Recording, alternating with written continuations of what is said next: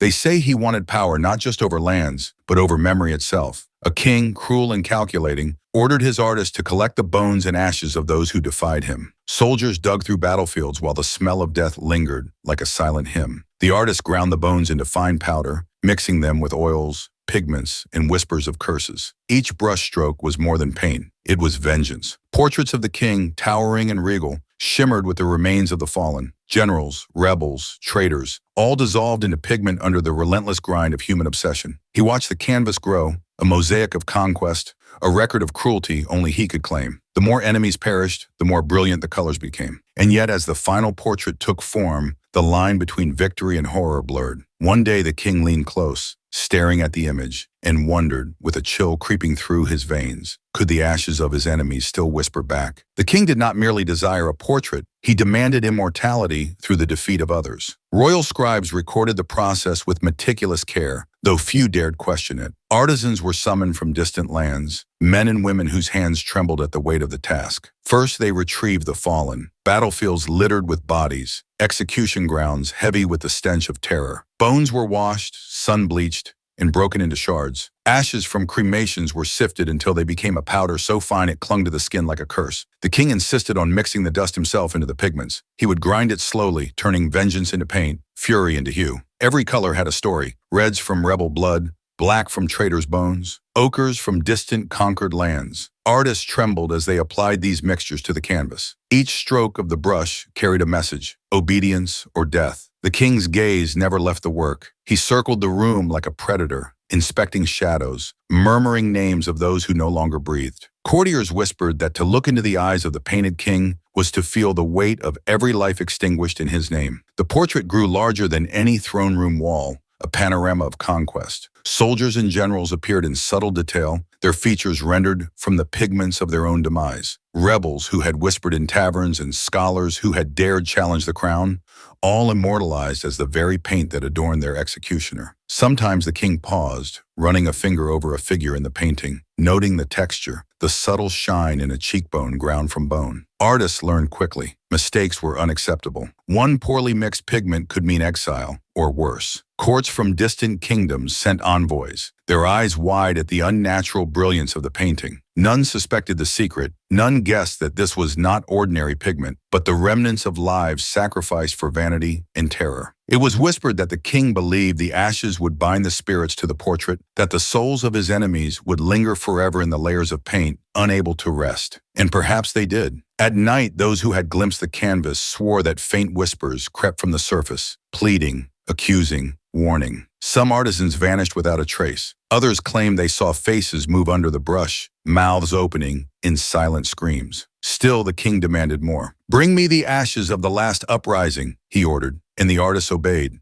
harvesting from the defeated villagers, prisoners, even priests who dared speak truth to power. Each edition intensified the colors, deepened the shadows, made the king appear more formidable than any memory could capture. And yet, with each victory immortalized, a new dread grew in the king's mind. Could power painted with death remain under human control, or would it begin to consume him in turn? The court began to murmur in fear. The king's obsession isolated him. Meals were skipped, counsel ignored, sleep abandoned. He would stand for hours, brush in hand, tracing the lines where bone and ash had been mixed, eyes wide, voice low, naming the enemies as if calling them from the grave. Artists whispered of the strange gleam in his eyes, a hunger not for conquest, but for communion with the dead. Some swore he had begun speaking to the painting itself, not asking for advice, but listening to the murmurs of those whose flesh had become color. By the time the portrait covered the entire eastern wall of the palace, the king no longer resembled a man. He was an amalgam of his victims, a silhouette of obsession, reflected in the shades of red, black, and ochre that had once been living people. Visitors left shaken, envoys fled the court, and the palace echoed with the low hum of whispers, some saying they could hear the pulse of the fallen through the brushstrokes. The king, however, saw only triumph, only permanence, only power. But in the quiet moments when the court slept and the palace seemed empty, he swore he heard voices that seemed to come from the walls themselves, speaking names he had long ago consigned to oblivion. And still he painted. The palace grew quiet, not with peace, but with fear. Servants whispered behind closed doors, eyes darting at every shadow. They spoke of the king's obsession as if it were contagious, a sickness that could sweep into anyone who dared linger too long in his presence. Artists no longer slept, for the king demanded work at all hours. Brushes were soaked in the powder of the dead. The palette became a ledger of slaughter. Each stroke was precise, deliberate, each hue a reminder that the king's power stretched far beyond the living. He was creating not just an image, but a testament,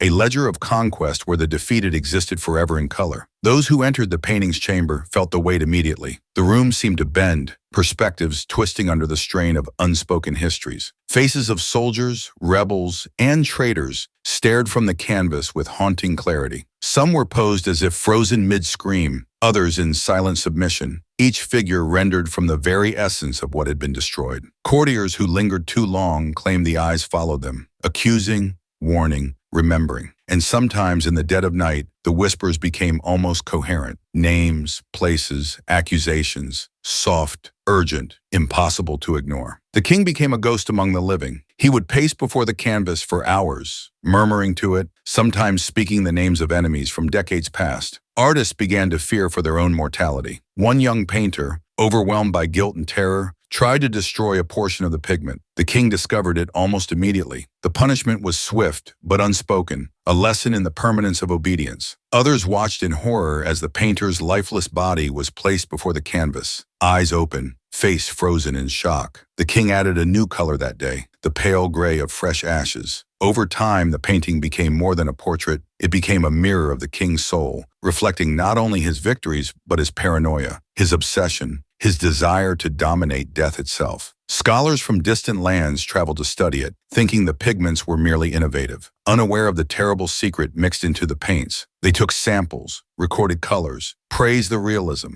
but they did not stay long. Some fell ill mysteriously. Others went mad, describing phantom figures, moving under the surface of the canvas, whispering threats no living man could understand. The king did not care. The portrait's effect on others only proved its power. Rebellion never ceased entirely. Even after decades of terror, small uprisings emerged in villages beyond the king's gaze. Each time the king commanded new pigments be prepared. Ashes from every rebellion were ground, filtered, and incorporated into the canvas. It grew in layers, each stratum a record of slaughter, each layer a memorial of dominance. The king believed he was constructing eternity itself, a monument where the defeated would linger forever, unable to rest. And perhaps they did linger. Servants swore the air grew heavier, a subtle vibration that seemed to hum with the presence of those long dead. Artists described brushes moving on their own, pigments shifting slightly when the king was absent, as if the spirits themselves were attempting to speak. Isolation consumed him. Meals were abandoned. Sleep was rare. He spent nights in the portrait chamber, speaking to the dead as if negotiating treaties or extracting confessions.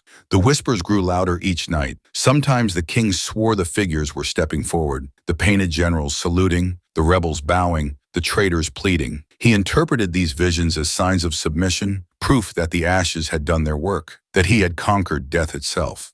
But in the depth of his obsessions, there lingered an unease. What if the dead did not serve willingly? What if instead they were plotting? Some nights when the candles flickered low and the palace seemed empty, the king thought he saw movement. Not the simple illusions of the mind, but purposeful, deliberate. Faces in the paintings shifted slightly, mouths opening in silent accusation. Eyes glimmered with anger, fingers pointed. And once, very briefly, the king believed he saw the figure of a man rise from the canvas entirely, a composite of all he had destroyed, stepping from pigment into flesh. He recoiled, unsure if it was vision or madness. Yet the thought clung, nagged, whispered. Could he truly contain what he had summoned with his obsession? Despite these fears, the king pressed on. Every rebel, every traitor, every enemy became a pigment, a layer, a testament to his will. The palace grew oppressive, filled with the weight of uncountable lives ground into color. Artists trembled at the sight of the master, brush in hand, muttering names in tones that were half prayer, half command. The painting was no longer a work of art. It was a ledger of souls,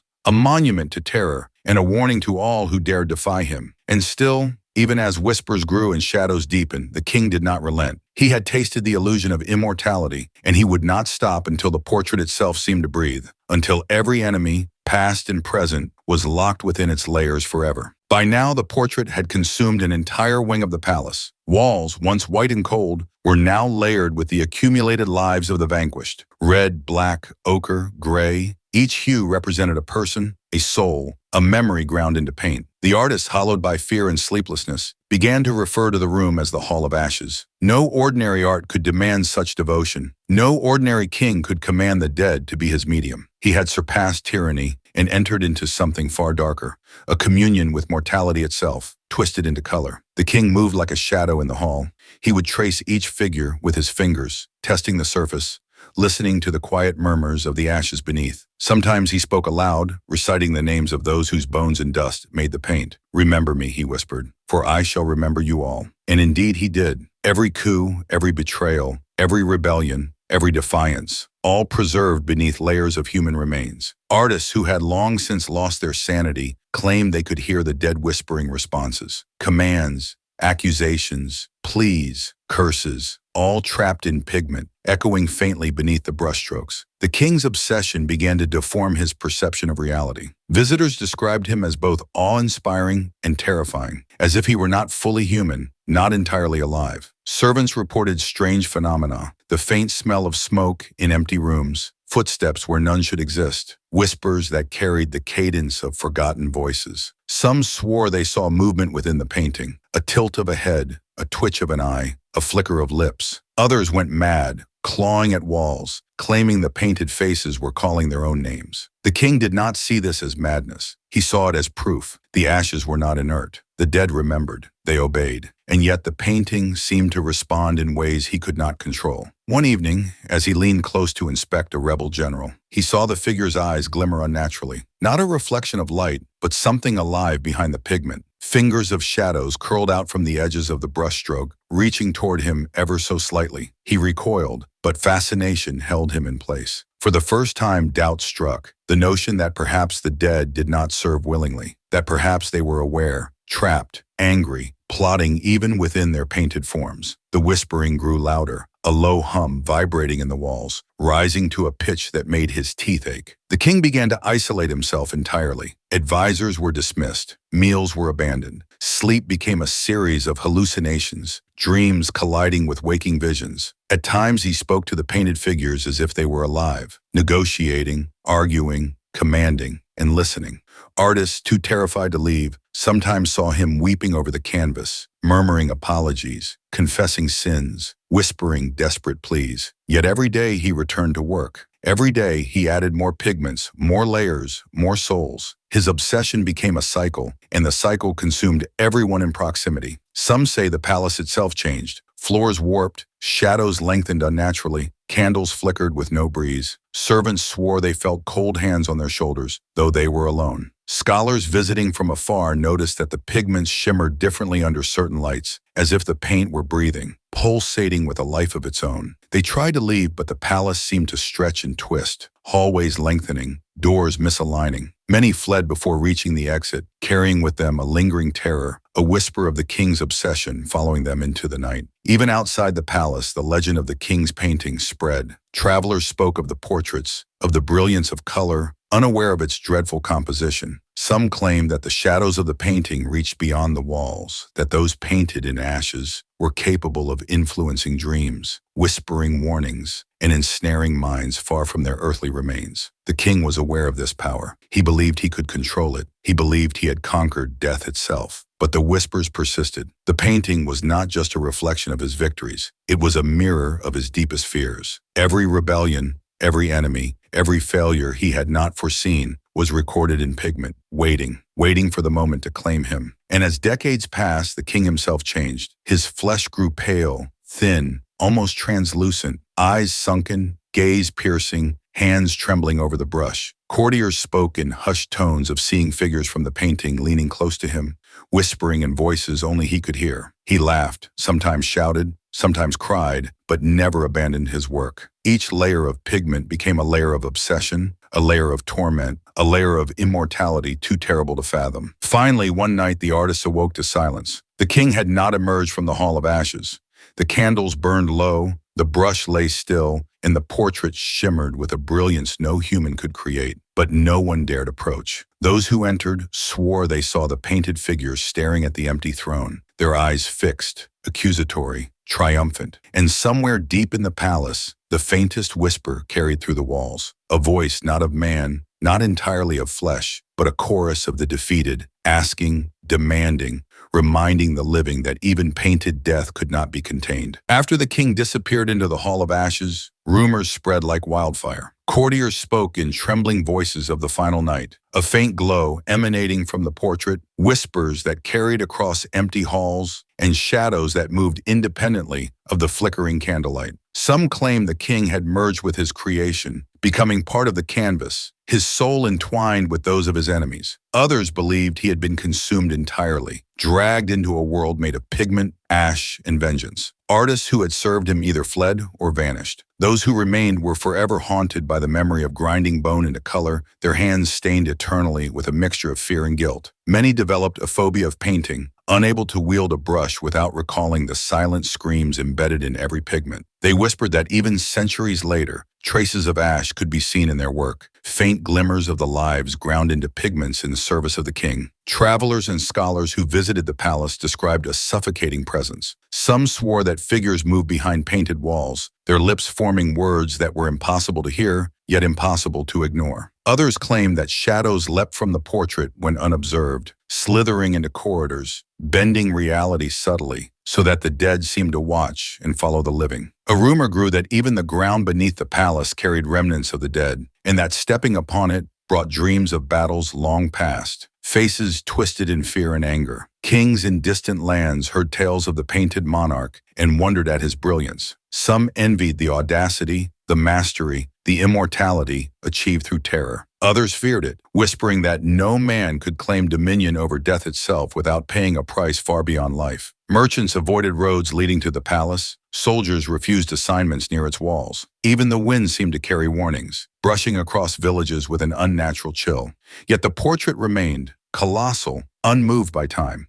Layers of ash, bone, and pigment continued to shimmer in sunlight, telling the story of conquest and obsession. Visitors who dared approach found themselves unnerved. The painted faces seemed to change subtly. A rebel's eyes following a newcomer, a traitor's mouth twitching into a silent scream, generals shifting imperceptibly. Some claimed that if you stared long enough, the layers of pigment would merge into a new figure, one that was neither fully king nor fully rebel, but a grotesque amalgam, a warning that the past and present were inseparable in this hall. Legends spread that the dead were not satisfied, that even in pigment, their anger simmered, waiting for a chance to reach out. Some nights the palace guards swore they heard footsteps pacing behind locked doors, whispers calling names long forgotten, a low hum vibrating through the floorboards. Those who dared to investigate were never seen again. The palace had become a monument to obsession, a labyrinth of pigment and bone, a mausoleum where the victorious and defeated were bound together in eternal tension. And the king, whether he had been absorbed into the painting, destroyed by the very forces he sought to control,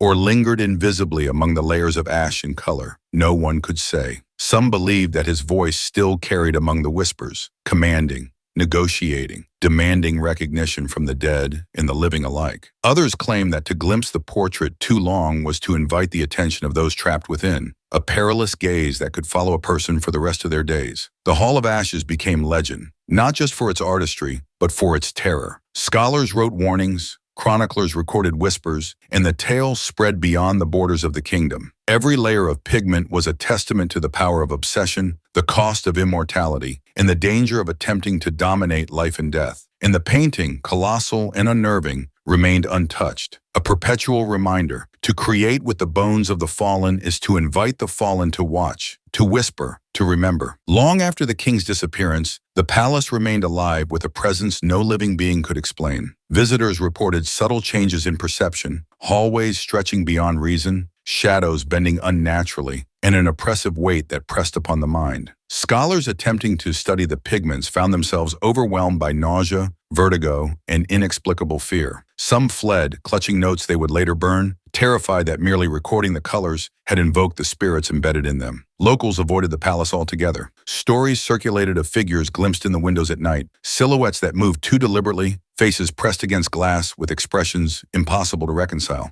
Rage, despair, accusation. Children were warned not to stare at the walls too long, lest the painted eyes find them. or the whispers follow them home. Soldiers stationed nearby reported being called by name in the dead of night, footsteps echoing down empty corridors. Some never returned from night patrols, and their disappearances were quietly covered up, dismissed as desertion or accident. The painting itself seemed to evolve. Those who dared linger swore that new faces appeared between layers of ash and pigment, emerging from battles forgotten by history. Generals and rebels, forgotten in the annals of time, began to manifest subtly. A twitch of an eye, a curl of a lip, a shadow of a finger extending just beyond the brushstroke. Some claimed that the dead had begun communicating with each other, plotting, strategizing, or perhaps judging. And in these subtle shifts, the king's spirit, or what remained of it, was never fully absent. Observers noted fleeting glimpses of a tall, shadowed figure bending over the canvas, brushing and whispering as though he were still alive, still adding to the hall of the dead. Merchants passing nearby whispered of a strange resonance, a low hum that seemed to seep from the walls into the streets. Travelers reported dreams in which the painted figures spoke directly to them, recounting battles, injustices, and betrayals long forgotten. Some awoke shouting names from distant villages, convinced they had been chosen to carry messages from the dead. Others found themselves obsessed with the painting, unable to stop thinking about the faces trapped within, compelled to see them again, compelled to witness the king's impossible dominion over life and death. Even those far from the palace began to feel its influence. Stories of the Hall of Ashes traveled through kingdoms and empires, carried by envoys, merchants, and wandering bards. Some rulers attempted to replicate the king's work, mixing pigments with ashes of enemies, believing they too could achieve a similar power. None succeeded. Those who tried reported madness, visions of accusing faces, whispers that drove them to despair or violence. The lesson became clear. The Hall of Ashes was not merely a testament to victory, but a trap. The king's ambition had left a residue of power and terror that defied human control.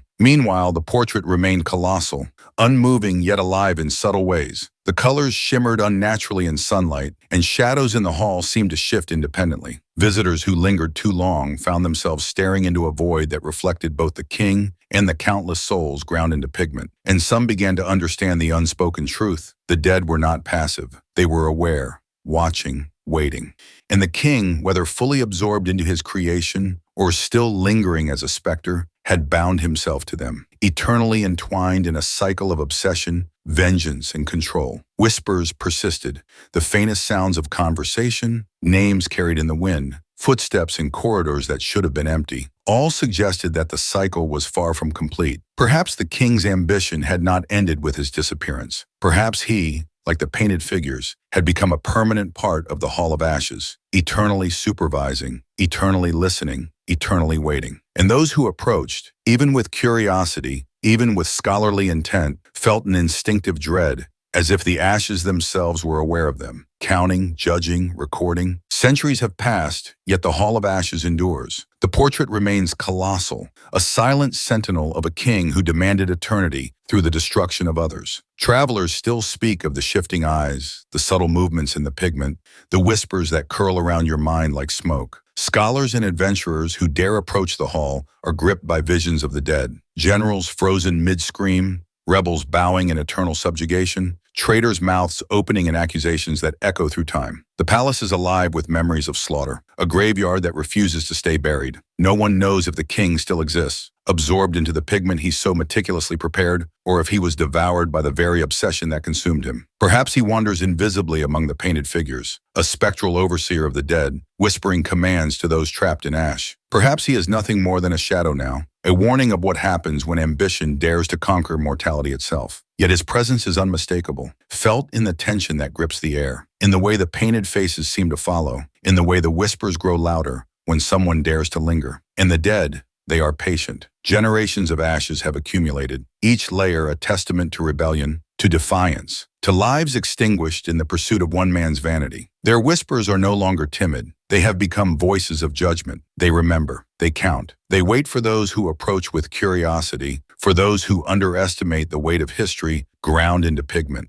Some claim that if you stare long enough, the faces begin to merge, forming shapes not yet known to the living. Composite figures of rebellion and conquest, a monstrous reflection of humanity's hunger for power. The Hall of Ashes is more than a painting. It is a mirror of obsession, a ledger of vengeance, a trap. Every viewer, every scholar, Every foolhardy traveler risks becoming part of its story. The pigments are more than color. They are memory, presence, accusation. The ashes of the dead are patient witnesses, immortalized in a way that mocks the living. And the king? Perhaps he smiles from the canvas, eternally triumphant. Or perhaps he trembles, finally realizing that immortality achieved through blood and bone is a cage no man can escape. No one can enter the hall without feeling it. A pull, a warning, a whisper that the cycle is not over. The dead remember the king, and the king remembers the dead. And the living who dare to watch, who dare to study, who dare to linger, may find themselves woven into the tapestry of ashes, their own essence grinding slowly into pigment for the next portrait of conquest. And so the question remains, chilling and inevitable. When you look upon history, when you see the faces of those long gone, do you truly see the past, or do the past and its vengeance see you? The ashes remember, and perhaps one day they will come for you too.